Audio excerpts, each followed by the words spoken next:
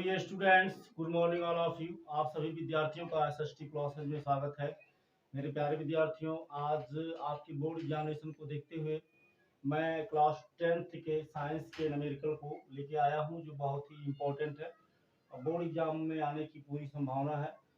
4 question लिए हैं, 4 से 2 क्वेश्चन मान लीजिए, कम से कम 2 क्वेश्चन तो आएंगे ही आएंगे। तो गाइस, इसे मिस मत करिएगा, शुरू से अंत तक देखिएगा और लास्ट में कमेंट जरूर करिएगा कि वीडियो आपको कैसा लगा। चलिए शुरू करते हैं। क्वेश्चन नंबर फर्स्ट का सॉल्यूशन देखते हैं क्या कह रहा है। यह है, वायु तथा जल में प्रकाश की चालें 3 × 10⁸ मीटर प्रति सेकंड तथा 2 × 2.25 × 10⁸ मीटर प्रति सेकंड है। वायु के सापेक्ष जल का अपवर्तनांक ज्ञात कीजिए। तो देखो क्या दिया है, वायु में चाल दिया है, ठीक है ना। वायु में प्रकाश की चाल, वायु में प्रकाश की चाल तथा जल में प्रकाश की चाल। तो वायु में प्रकाश की चाल को किससे व्यक्त करते हैं? सी से, ठीक है ना। वायु में प्रकाश की चाल, वायु में प्रकाश की चाल बराबर सी व्यक्त करते हैं, बराबर दिया है 3 × 10⁸ मीटर प्रति सेकंड है। इसके बाद में दिया है जल में, इसके बाद में क्या दिया है, जल में प्रकाश की चाल। तो जल में प्रकाश की चाल, जल में प्रकाश की चाल, इसको v से व्यक्त करते हैं। माध्यम में प्रकाश की चाल को v से व्यक्त करते हैं, तो बराबर क्या हो गया 2.25 × 10⁸ मीटर प्रति सेकेंड। अब हमें निकालना क्या है, अपवर्तनांक निकालना है। क्या निकालना है? अपवर्तनांक, ठीक है ना। किसका अपवर्तनांक? माध्यम का अपवर्तनांक, अर्थात वायु के सापेक्ष जल का अपवर्तनांक। इसे व्यक्त करते हैं यन से, ठीक है ना। तो डियर स्टूडेंट्स, देखिए बहुत ही सिंपल सा सूत्र होता है। क्या होता है? यन बराबर होता है C/V। यन का मतलब होता है वायु के सापेक्ष माध्यम का अपवर्तनांक। माध्यम का मतलब जिसमें प्रकाश की किरण जा रही है, वायु के अतिरिक्त जो दूसरा माध्यम है, ठीक है। और सी का मतलब होता है वायु में प्रकाश की चाल, वी का मतलब होता है माध्यम में प्रकाश की चाल। तो यहाँ माध्यम क्या लिया गया है? जल है। तो यहाँ हमारा हो जाएगा या n बराबर हो जाएगा c के जगह पर, c का मान कितना दिया है 3 × 10⁸ बाई v का मान, v का मतलब जल में या माध्यम में। तो माध्यम क्या है? जल है। प्रकाश की चाल कितना है? 2.25 × 10⁸। तो 10⁸ से 10⁸ कैंसिल हो जाएगा और n बराबर हमें मिलेगा 3/2.25। अब आप देख सकते हैं डेसिमल के बाद नीचे 2 अंक है, तो ऊपर हम 2 जीरो बढ़ा देंगे तो नीचे से डेसिमल हो जाएगा गायब। अब इसको 5 से काट दे तो 5 × 30, ये 0 बचेगा, यहाँ 60 हो गया। इसको 5 से काट दे, 5 + 20, यहाँ 2 बचेगा, 25, 55, 25। इसको फिर हम काट देते हैं 5 से, तो 5 × 1 = 5, 5 × 2 = 10, 12 हो गया। इसको काट देते हैं 5 से, तो 5 × 9 = 45, 9 हो गया। फिर 3 से काट देते हैं, 3 × 3 = 9, 3 × 4 = 12। तो n बराबर क्या मिला? n बराबर निकल के आया 4/3। ये हो गया अपवर्तनांक, ठीक है ना। तो डियर स्टूडेंट्स, ये हमारे क्वेश्चन नंबर फर्स्ट का हो गया आंसर। क्वेश्चन नंबर सेकंड को देखते हैं। सेकंड का सलूशन क्या है? सेकंड का सलूशन जो है, पहले प्रश्न पढ़ते हैं। वायु में प्रकाश की चाल मतलब c, वायु में प्रकाश की चाल को c से व्यक्त करते हैं। c बराबर दिया है 3 × 10⁸ मीटर प्रति सेकंड, ठीक, इतना है। तथा अपवर्तनांक 3/2 है, यानी n बराबर है 3/2। तो हमें क्या निकालना है? 3/2 अपवर्तनांक वाले कांच में प्रकाश की चाल यानी v बराबर निकालना है। तो डियर स्टूडेंट्स, यही हमें, ठीक है ना, कांच में जब प्रकाश किरण प्रवेश करेगी तो विचलित होगी, उसमें थोड़ा सा विचलन होगा, अपवर्तन होगा, लेकिन अपनी मार्ग से विचलित हो जाएगी, ठीक है ना।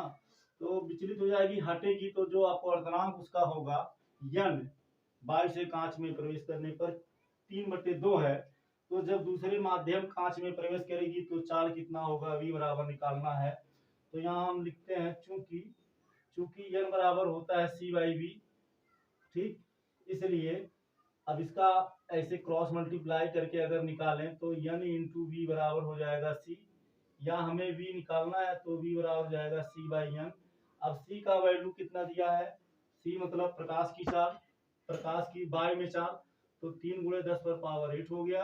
और n का मान कितना दिया है 3/2, तो 3/2 हो गया, ये 2 चला जाएगा ऊपर, तो हमें v बराबर क्या मिलेगा 3 into 2 into 10 to the power 8 upon 3, तो 3 से 3 कैंसिल हो गया, तो हमें v बराबर क्या मिला, v बराबर मिला 2 into 10 to the power 8 metre प्रति सेकंड।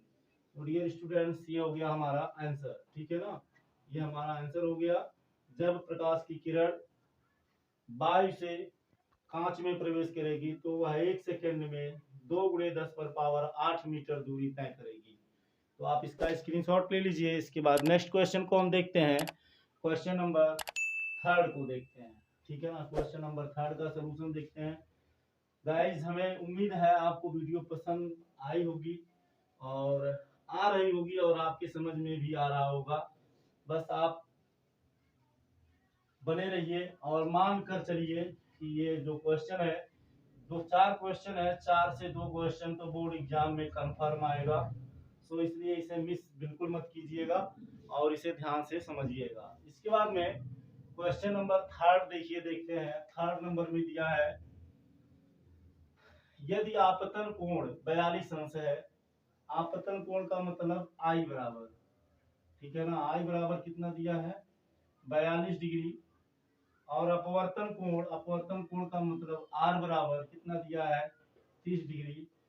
तो अपवर्तित किरण कितने अंश से विचलित होती है, अभी हम डायरेक्ट लगाएंगे तो आप समझ नहीं पाएंगे, अभी आप देखिए इस तरह से समझ सकते हैं। मान लीजिए प्रकाश की किरण यहाँ आ रही है, मान लेते हैं ये पहले माध्यम में है, ठीक है ना, और ये मान लेते हैं अभिलंब है। ये क्या है आपका आपतित किरण है, क्या है आपतित किरण, ठीक है ना। तो ये जब दूसरे माध्यम में जा रही तो ये क्या आई कितना दिया है 42 डिग्री दिया है, तो 42 डिग्री हो गया। और जब यह दूसरे माध्यम में जा रही है तो यहाँ ये कितना बना रही है 30 डिग्री बना रही है, यानी आर का मान दिया है 30 डिग्री। तो यानी कहने का मतलब है कि यह जो पहले माध्यम आपतित किरण, ये हमारा क्या अपवर्तित किरण है, क्या है अपवर्तित किरण है, ठीक है ना। अब आप देख सकते हैं दूसरे माध्यम में आने के बाद कोण का मान कम हो जा रहा है, अर्थात यह माध्यम सघन है। तो अब आप ये देखना, देखो ये लेकिन रियल में है क्या, ऐसा लग रहा है कि ये जो किरण है ये ऐसे इसका मार्ग ये था, अर्थात इतने डिग्री से क्या हो गई विचलित हो गई, इतने डिग्री से क्या हो गई विचलित हो गई। तो कहने का मतलब ये है, ये हमारा क्या है अभिलंब है, ठीक है ना, अभिलंब है। अब ये अभिलंब है, ये क्या है अभिलंब, ठीक है ना। तो आप देख सकते हैं ये अभिलंब के साथ 30 अंश का कोण बना रही है, और जब ये आपतित किरण थी तो अभिलंब के साथ 42 डिग्री का कोण बना रही थी। अब जब यह दूसरे माध्यम में प्रवेश करती है तो सिर्फ 30 अंश का कोण बनाती है। देखने से लग रहा है कि इसका मार्ग ये था, यानी ये इधर से ऐसे जाता, ठीक, अर्थात इतना डिग्री ये क्या हो रही है विचलित हो जा रही है। तो कितनी विचलित हो जा रही है, तो अब आप देख सकते हैं ये 42 में से ये टोटल कितना हो जाएगा 42 हो जाएगा। इस 42 में से अगर इतने को हम क्या करें, ये टोटल, चूंकि ये देखिए आपका सम्मुख कोण हो जाएगा ना, जब दो रेखाएं एक दूसरे को काटती हैं तो सम्मुख कोण बराबर होते हैं, तो ये हो जाएगा सम्मुख कोण, है ना। अब हमें सिर्फ इतने को निकालना है, तो अगर हम इतने में से सिर्फ इतने को घटाएं तो इतने का मान निकल जाएगा, यानी कि इसलिए ये हमारा जो होगा, ठीक है ना, कितने डिग्री से कितने अंश से विचलित होती है, तो विचलित होती है तो विचलन कोण बनेगा। तो क्या अपवर्तित किरण का विचलन कोण, ठीक है ना, अपवर्तित किरण का अपवर्तित किरण का विचलन कोण बराबर क्या हो जाएगा 42 में से 30 डिग्री को घटा देंगे, ये पूरा 42 होगा और ये 30 दिया है, तो बराबर कितना आ जाएगा 12 डिग्री, और ये हो गया हमारा आंसर, ठीक है ना। अब इसके बाद में हम चलते हैं क्वेश्चन नंबर 4 की ओर, देखते हैं क्वेश्चन नंबर 4 क्या है। क्वेश्चन नंबर 4 में दिया है एक प्रिज्म का कोण 60 अंश है, इस तरह से होता है ना प्रिज्म आपका, ये आपका प्रिज्म है, ठीक है ना।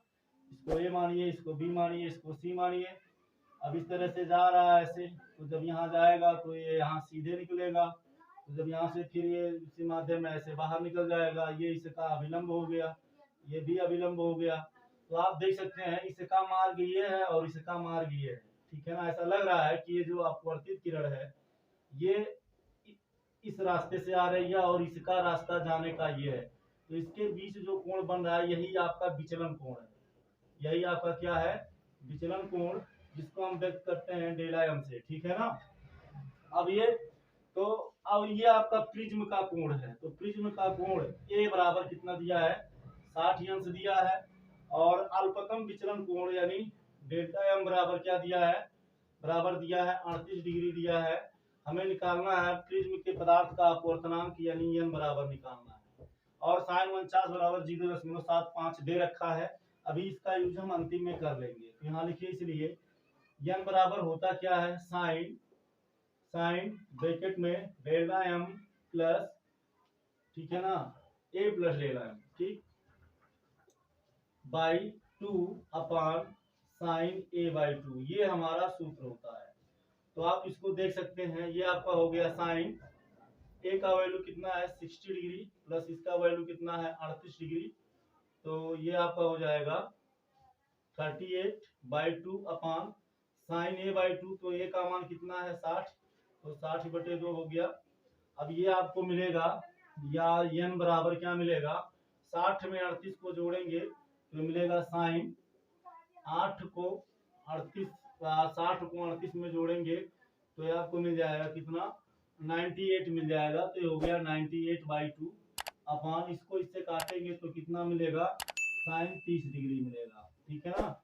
या बराबर, या ये बराबर आपको मिलेगा, इसको इससे काट देंगे तो 49 हो जाएगा, तो मिलेगा साइन 49 अपान साइन 30 डिग्री, ठीक है ना। या एन बराबर क्या मिलेगा, साइन 49 का वैल्यू आप देख सकते हैं यहाँ दे रखा है 0.75, तो हो गया 0.75 बटे साइन 30 का वैल्यू होता है 1/2, ये आप जानते हैं, तो हो जाएगा 1/2, ये 2 चला जाएगा ऊपर, तो आपको एन बराबर क्या मिलेगा, तो आपको मिलेगा या एन बराबर 0.75 गुणे 2, ठीक, या एन बराबर मिलेगा, इसका इसमें गुणा करेंगे तो हमें मिलेगा 1.5, ठीक है ना, 0, तो ये या एन बराबर 1.5, तो ये हो गया हमारा आंसर। तो अब आज हमें उम्मीद है आपको अच्छे से समझ में आ गया होगा और 100% आप समझ गए होंगे। डियर स्टूडेंट्स, आज की क्लास में बस इतना ही। आपसे रिक्वेस्ट जरूर है कि आप लोग, अगर आप लोगों को समझ में वीडियो आया हो तो प्लीज यार आपको एक लाइक शेयर तो बनता ही है, और अगर आप हमारे चैनल पे नया है तो हमें जरूर अपना सपोर्ट दीजिए और अपना प्यार दीजिए। थैंक यू सो मच, जय हिंद।